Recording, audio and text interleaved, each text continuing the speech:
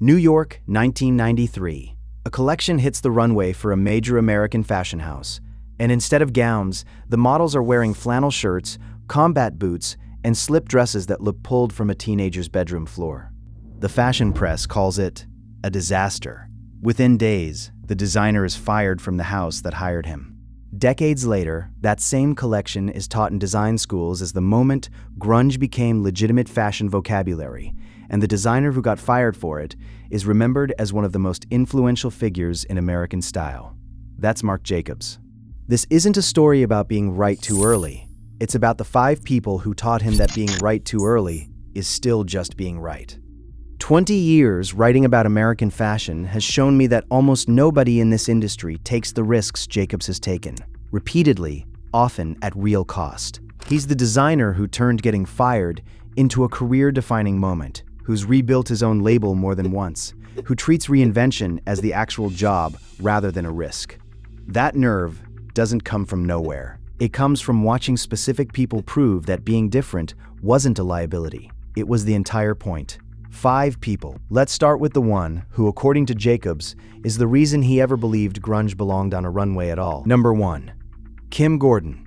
Jacobs has talked about the New York music scene of the late 80s as the real source material for that infamous collection, more than any runway trend of the era. Kim Gordon of Sonic Youth was a fixture of exactly that world, an artist whose personal style was never separated from her music, never assembled by a stylist manufacturing an image. Jacobs has described watching her perform and realizing her clothes weren't costume.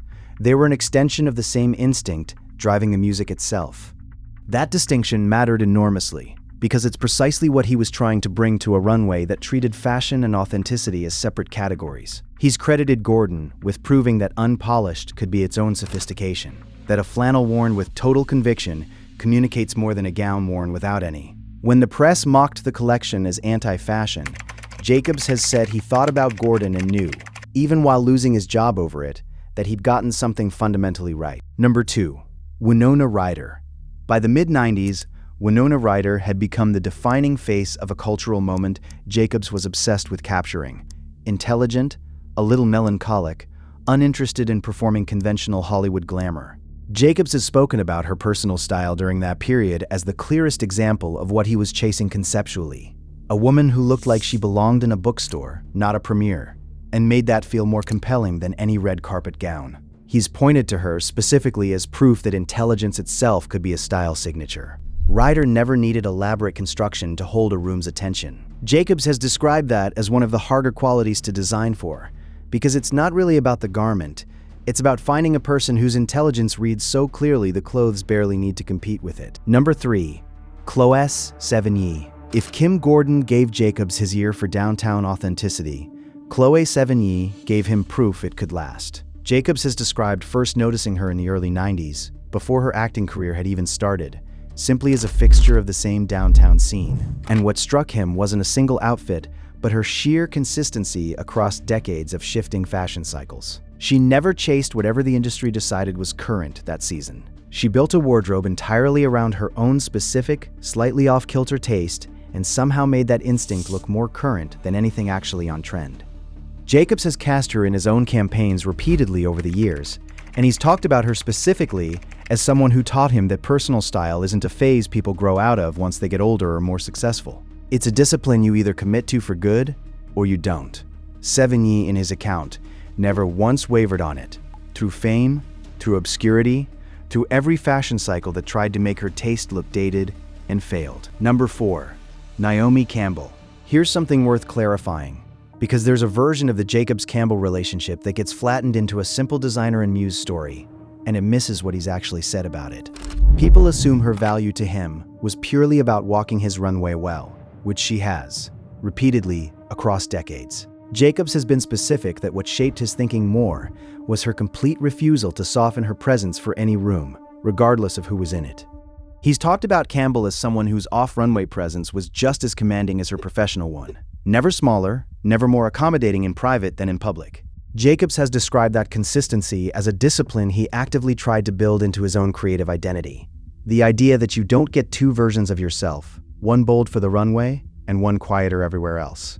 Campbell, in his account, never once made that distinction, and he's credited her with pushing him to stop making it either. Number 5. Sarah Jessica Parker. Jacobs and Sarah Jessica Parker have collaborated for decades, and he's spoken about her specifically as someone who bridges two things he'd spent years treating as opposites: genuine downtown eccentricity and mainstream universally recognizable style. Parker built an entire public identity, largely through her television work, around the idea that fashion could be playful, slightly strange, even deliberately odd, and still be aspirational to millions of people who'd never set foot near a runway. What Jacobs has pointed to specifically is her fearlessness with proportion and silhouette, a willingness to wear something slightly off, slightly unexpected, and trust that conviction alone would sell it. He's described her as proof that eccentricity and mass appeal were never actually in conflict, a lesson that reshaped how he thought about his own accessibility as his label grew from a niche downtown name into a global brand. Parker showed him a strange choice, worn with total confidence, could become the most aspirational thing in the room rather than the most alienating. So there they are. Kim Gordon, who proved unpolished, could be its own sophistication. Winona Ryder, who made intelligence itself a style signature. Chloe Sevigny, who proved personal style was a lifelong discipline, not a phase. Naomi Campbell, who refused to ever be smaller off the runway than on it. And Sarah Jessica Parker, who proved eccentricity and mass appeal were never actually opposites. What ties these 5 together isn't fame. Jacobs has dressed hundreds of famous women who never shaped his eye the way these 5 did. What ties them together is a refusal to perform a version of themselves built for someone else's comfort. On a runway, in a rock club, on a film set, or walking into a room full of executives about to fire him for it. Marc Jacobs built a career on being right too early, and spent the following decades proving it, over and over. He didn't learn that nerve from a boardroom. He learned it from 5 people who never once agreed to shrink themselves for anyone. If you made it this far, tell me in the comments which of these 5 surprised you most, or who else belongs on this list. I read every one, and next time, we're heading into the story of a designer who turned restraint into the loudest statement fashion had seen in decades.